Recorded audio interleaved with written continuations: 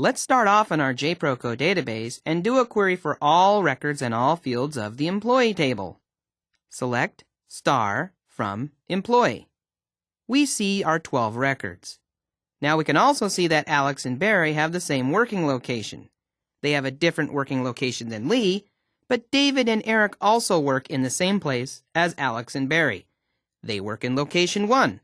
Location 1 is the headquarters. But how do we find out where location 1 is? We have a way to get more information about a location than just its ID. We have a location table that gives you the details of each location. Let's write a select query from the location table. The location is Seattle, Washington, more specifically 111 First Street. By running both of these queries at the same time, we can see that Alex Adams works in location 1, which is Seattle, Washington. Barry Brown also works in location 1, which is Seattle, Washington. Leo Sacco works in location 2, which is on 2nd Avenue in Boston. So this second table is what is known as a lookup table. It contains more detailed information about the location ID as referenced from the employee table.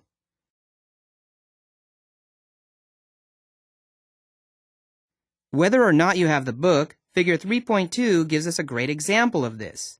As you can see, Alex Adams has a location ID of 1.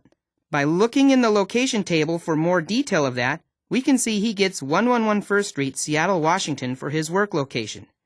As a matter of fact, this process would be repeated for every employee in the employee table who has a location ID of 1. Now, why do we just store location ID of 1 in the employee table rather than repeatedly storing Seattle, Washington, 111 First Street?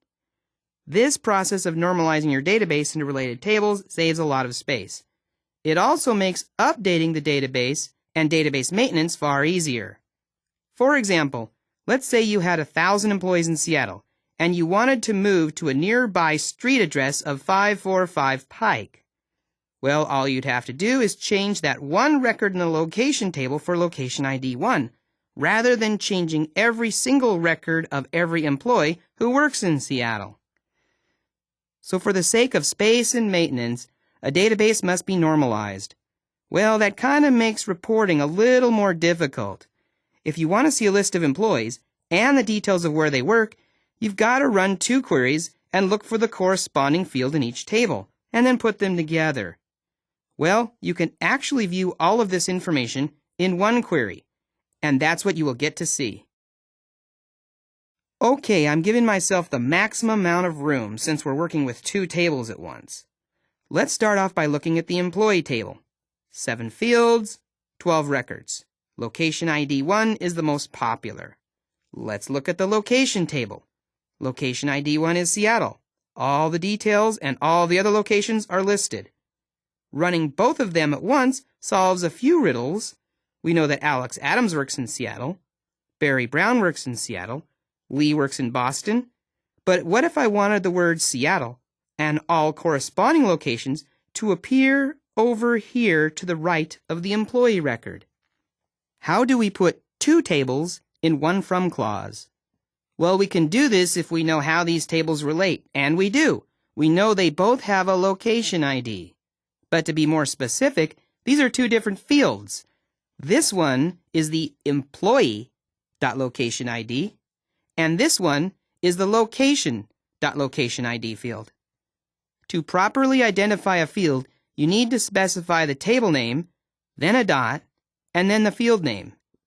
Let's put both of these tables in the same from clause, and we're going to separate them with the words inner join. Inner came from equa, which means equal. These 2 tables have something they equate on, and you can relate them to.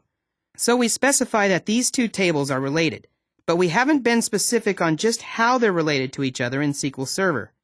That's where the on clause comes in. We're going to say that the employee table has a location ID field, which corresponds to the location table's location ID field. Run this query and notice the location fields appear to the right of each matching record of a location ID found in the employee table, and you get a complete report in one view.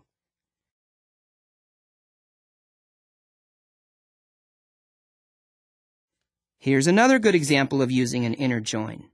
Looking at the employee table, we've got no idea who makes how much money. How much does Alex Adams make per year or per hour? How much does Barry Brown make? Well, if we have their employee ID, we can look that up in the pay rates table. Select star from pay rates and run just this query. We can see that employee number 1 makes $75,000 per year. Employee number 2 makes $78,000 per year. Run both of these queries at once and you get a sort of report. We have to do a little back and forth looking. How much does Lee make? $45 an hour. How much does Lonning make? Employee 7 is $6,100 a month. Okay, let's put both of these tables in the same from clause. Now let me run both of them again. We need to figure out what they both have in common. What is this field? And what is this field? Kind of a trick question. This first field is called the employee.empid field. This second field is called the payrates.empid field. Now here's a rule for doing joins. You put the table names in the from, and you put the field names in the on. So let's do that. Let's put both tables in the from, separated by the word inner join. Now we need to name the two fields that they will connect on explicitly. On employee.empid equals payrates.empid. Run it, and we can see the exact pay of each and every employee.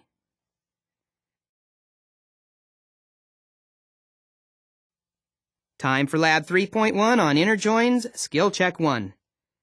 In one query, you want to see the employees and the cities where they work. You know the two tables share a common location ID field. From JProco, query both tables by joining them on this field. Your field select list should include first name and last name from the employee table, city and state from the location table. When you're done, your screen should resemble the figure you see here.